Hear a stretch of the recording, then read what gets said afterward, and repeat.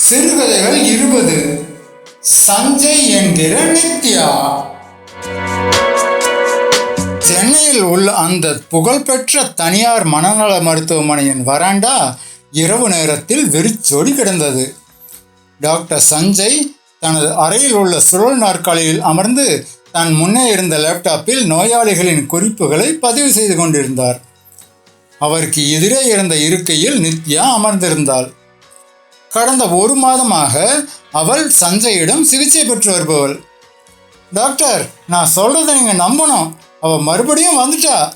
நான் நேற்று நைட்டு வீட்டில் தனியாக இருந்தப்போ கிச்சனில் அவள் நின்றுட்டு இருந்ததை என் கண்ணால் பார்த்தேன்.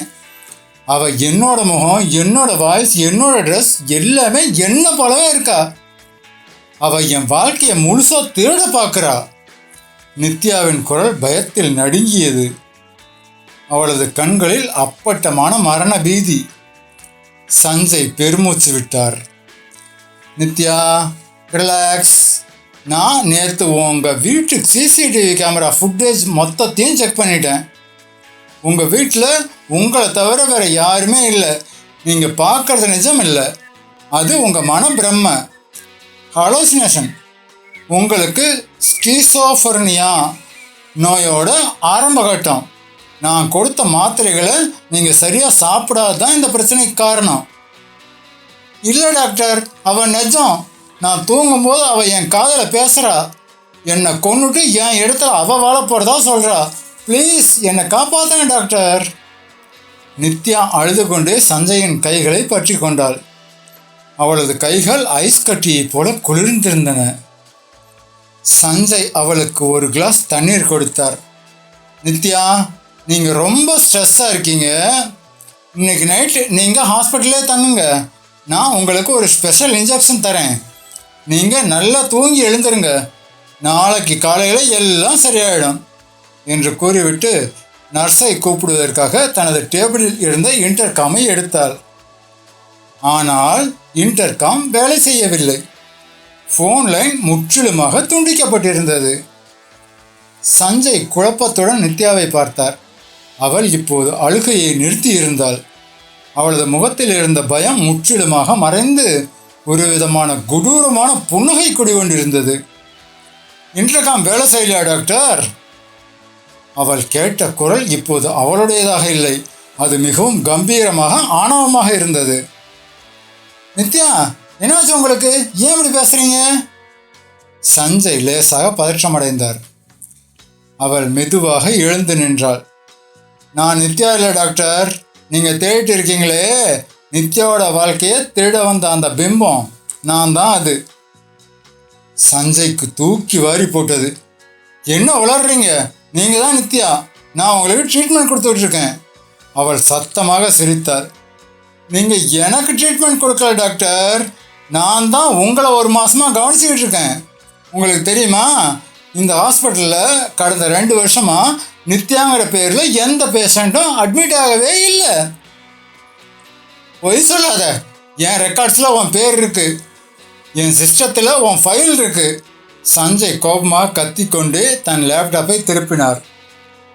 ஆனால் லேப்டாப் திரையில் எந்த நோயாளியின் ஃபைலும் இல்லை. அது முற்றிலும் காலியாக இருந்தது. சஞ்சயின் மூளை குழம்பியது. நெற்றியில் வியர்வை வழிந்தது. அப்போது நித்யா சஞ்சயின் டேபிளுக்கு பின்னால் இருந்த பெரிய முகம் பார்க்கும் கண்ணாடியை சுட்டி காட்டினாள். கண்ணாடியை பாருங்க டாக்டர். சஞ்சய் நடுங்கும் கால்களுடன் மெதுவாக எழுந்து கண்ணாடியை பார்த்தார். அடுத்த நொடி அவரது இதயம் ஒரு கணம் நின்று துடித்தது.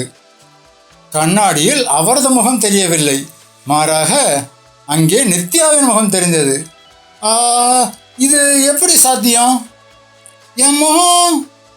சஞ்சய் கண்ணாடியை தொட்டார். கண்ணாடியில் தெரிந்த நித்யா இப்போது கொடூரமாக சிரித்தாள். இப்போ புரியுதா டாக்டர்? நித்யாங்கிறது வெளியிலிருந்து வந்த பொண்ணு இல்லை, நீங்கள் தான் நித்யா. நீங்கள் ஒரு மல்டிபிள் பர்சனாலிட்டி டிஸார்டர் பேஷண்ட். பகலில் நீங்கள் டாக்டர் சஞ்சய், ஆனால் ராத்திரியில் உங்கள் மனசுக்குள்ளே இருக்க என்னோட கேரக்டர் உங்கள் உடம்பை கண்ட்ரோல் பண்ணுது. கடந்த 1 மாதமாக நீங்கள் எந்த நோயாளிகிட்டையும் பேசவே இல்லை. இந்த ரூமில் இருக்க ஒரு காலி நாற்காலியை பார்த்து உங்களுக்கு நீங்களே பேசிகிட்டு இருந்திருக்கீங்க. சஞ்சய் அதிர்ச்சியில் உறைந்து போனார். நோயாளிகளுக்கு சிகிச்சை அளிப்பதாக நினைத்துக்கொண்டு தனது நீண்டகால மன அழுத்தம் தன்னை அறியாமலேயே தன்னில் ஒரு புதிய ஆளுமையை உருவாக்கிய கொடூரமான உண்மையை உணர்ந்தார். இன்னைக்கு நைட்டோட டாக்டர் சஞ்சய் செத்துட்டார், இனிமே நான் தான் இந்த உடம்புக்கு சொந்தக்காரி என்று கண்ணாடியில் தெரிந்த நித்யா சொல்ல, நிஜத்தில் சஞ்சயின் வலது கை தன்னிச்சையாக மேஜை மீதிருந்த ஒரு மயக்க மருந்து ஊசியை எடுத்து தனது சொந்த கழுத்தில் குத்தி கொண்டது. இருள் கவிய அந்த அறையில் சஞ்சயின் ஆளுமை நிரந்தரமாக தூக்கத்திற்கு செல்ல, நித்யாவின் ஆளுமை வெற்றி புன்னகையோடு முழுமையாக விழித்தெழுந்தது. நண்பர்களே, உங்களுக்கு எந்த தலைப்பில் எந்த ஜேர்னலில் சிறுகதை வேணுமோ அந்த தலைப்பையும் ஜேர்னலையும் கமெண்ட்டில் சொல்லிட்டு போங்க. நாளைக்கு அதிலேயே சிறுகதை வரும். அதுக்கு முன்னாடி இந்த சேனலுக்கு சப்ஸ்கிரைப் பண்ணுங்க.